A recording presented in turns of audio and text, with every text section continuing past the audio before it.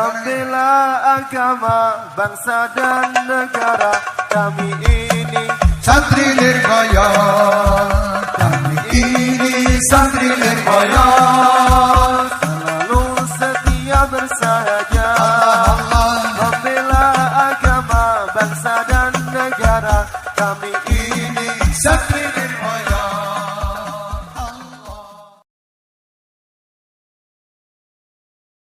Hadis yang ke-31 dari Abu Abbas Sahal bin Sa'ad As-Sa'idi radhiyallahu ta'ala anhu.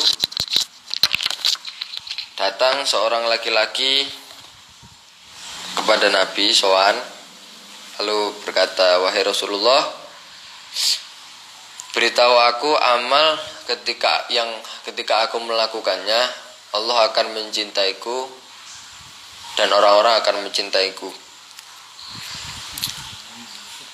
Lalu Nabi Muhammad dawuh bersabda, "Ishad fid dunya yuhibbukallah wa ishad fima indana yuhibbukan nas." Zuhudlah terhadap dunia, tinggalkanlah cinta dunia gitu. Zuhud itu kebalikannya hubud dunia, berarti meninggalkan dunia, tidak ada enggak cinta dunia. Maka Allah akan mencintaimu. Maksudnya zuhud itu berarti gini, gak mesti zuhud itu gak harus miskin, maksudnya gak harus benar-benar miskin, gak harus kita harus pakai baju yang jelek gitu, enggak. Zuhud itu hatinya sama sekali gak ada gantungannya sama dunia.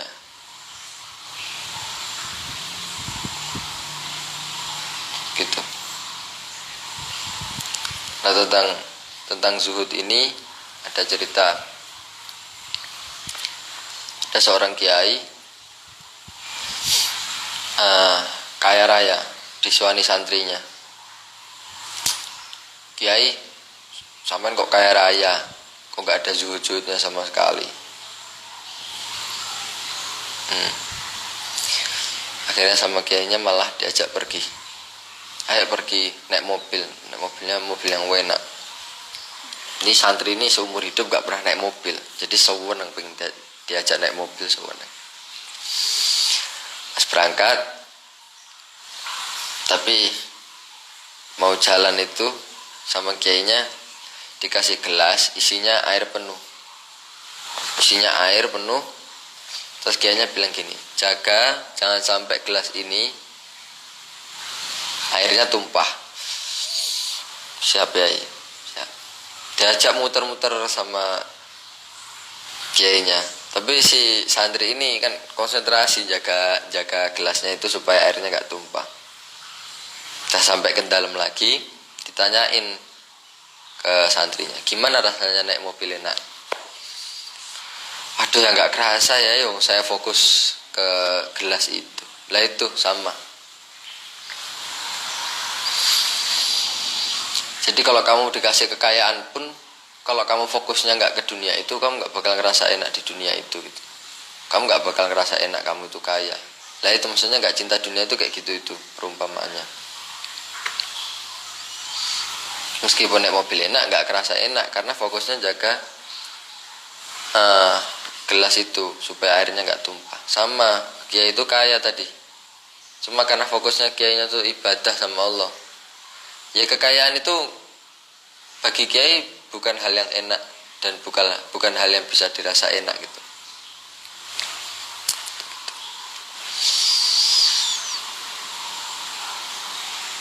Kayak satu saat Umar bin Khattab itu pernah datengin Nabi. Nabi lagi dalam keadaan nggak punya apa-apa waktu itu. Maksudnya cuma ada sarung. Akhirnya Sayyidina Umar itu nangis. Nabi cuma pakai sarung, duduknya di bawah gitu kan. Akhirnya sahabat Umar nangis. Lalu ditanya sama Rasulullah, "Wahai Umar, apa yang membuatmu menangis?" katanya. Jawabannya Umar, "Wahai Rasulullah, saya melihat raja-raja Romawi, raja-raja Persia hidupnya dipenuhi dengan kemewahan, pakai pakaian sutra, rumahnya, gedungnya bertingkat-tingkat, gedungnya besar, makanannya pasti enak. Padahal mereka musuh Allah, kata Umar. Padahal mereka musuh Allah. Itu Umar sambil nangis. Akhirnya dijawab sama Kanjeng Nabi, apa kamu ragu kepadaku wahai Umar? Apakah kamu ragu kepadaku wahai Umar? Apakah kamu ridho jika mereka memang mendapatkan dunia dan aku mendapatkan akhirat? Ya, aku ridho ya Rasulullah. Dan memang kenyataannya seperti itu, kata Nabi. Iya, memang kenyataannya seperti itu. Mereka mendapatkan dunia sedangkan aku mendapatkan akhirat. Jadi Kanjeng Nabi dulu sederhana banget. Bahkan waktu itu pernah diceritain, malaikat Jibril bawa kabar dari Allah. Jadi malaikat Jibril datang ke Kanjeng Nabi, wahai Rasul, ini katanya Gusti Allah, kamu mau enggak ini gunung saya jadikan gunung emas, saya jadikan jadi tumpuan emas, dan itu semua menjadi kekayaanmu, itu semua menjadi milikmu. Katanya Nabi, aku pengen lapar sehari supaya aku bisa ngerasain sabar, dan aku pengen kenyang sehari supaya aku bisa ngerasain syukur. Jawabannya Nabi gitu ketika ditawari, mau enggak ini gunung saya jadikan emas dan itu semua menjadi milikmu hai Rasulullah. Itu kata Rasulullah, aku pengen ngerasain lapar sehari supaya aku bisa sabar, supaya aku sabar dapat pahala sabar, dan aku pengen kenyang sehari supaya aku bisa dapat pahala bersyukur.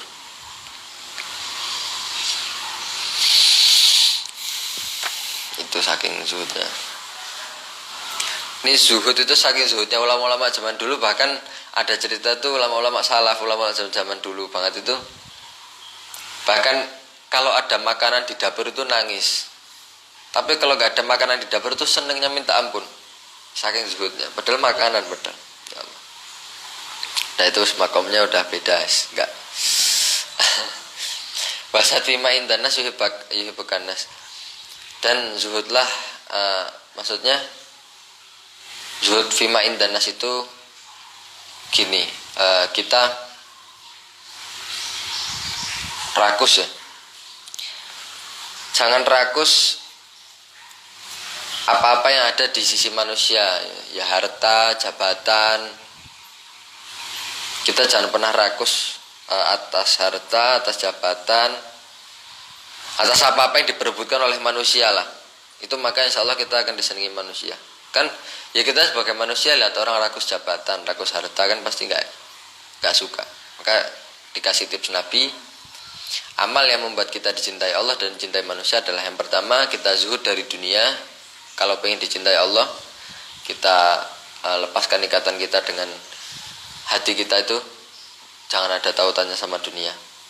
Jadi ulama-ulama zaman dulu zuhud ya, ada yang kaya, bukti zuhudnya kehilangan apapun itu ya udah hilang aja, maksudnya nggak ada nangis, nggak ada apa, karena itu semua milik Allah gitu. Tuh zuhud, zuhud di dunia, supaya zuhud dari perkara-perkara dunia supaya Allah mencintaimu, dan zuhud dari apa-apa yang ada di antara manusia, di antara orang-orang, harta, tahta. Kita jangan rakus dengan itu semua, insya Allah akan disenangi manusia. Di Hasan Rawi bin Majah.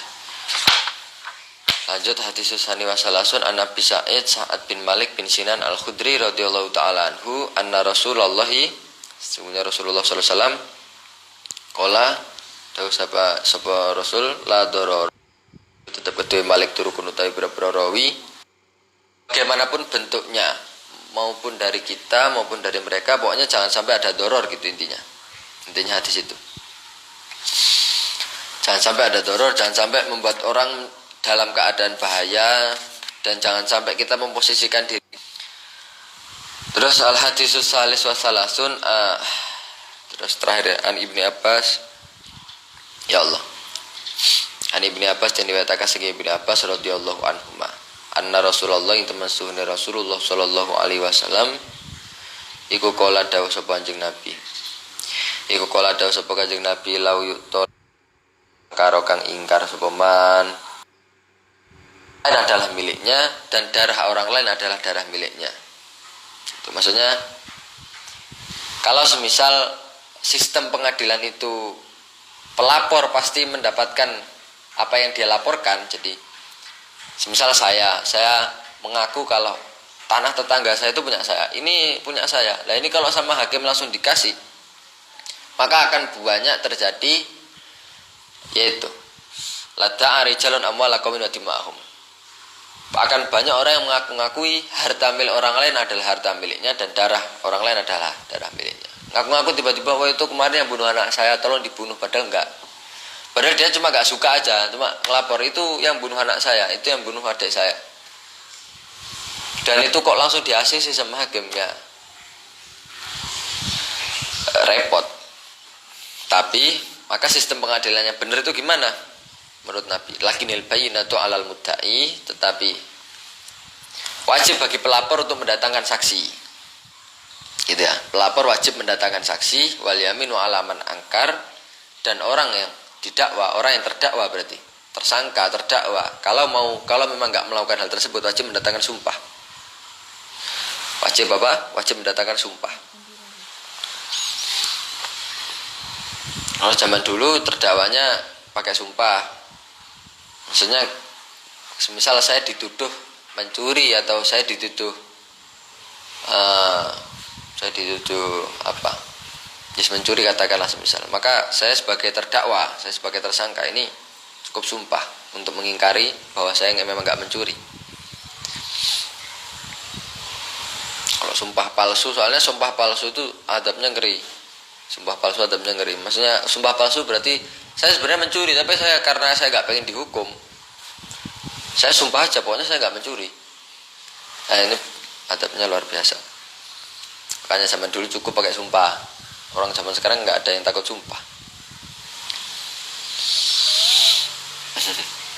Ya udah, hadis ke-33 udah selesai. Besok lanjut hadis ke-34, 35. Insyaallah besok nggak telat lah. Tadi ini telat soalnya kepalanya pusing banget. Semoga manfaat. Semoga kita tutup majelis ini dengan bacaan doa tutup majelis ya. Subhanakallahumma wa bihamdika asyhadu an la ilaha illa anta astaghfiruka wa atubu ilaik. Kurang lebihnya mohon maaf. Wassalamualaikum warahmatullahi wabarakatuh.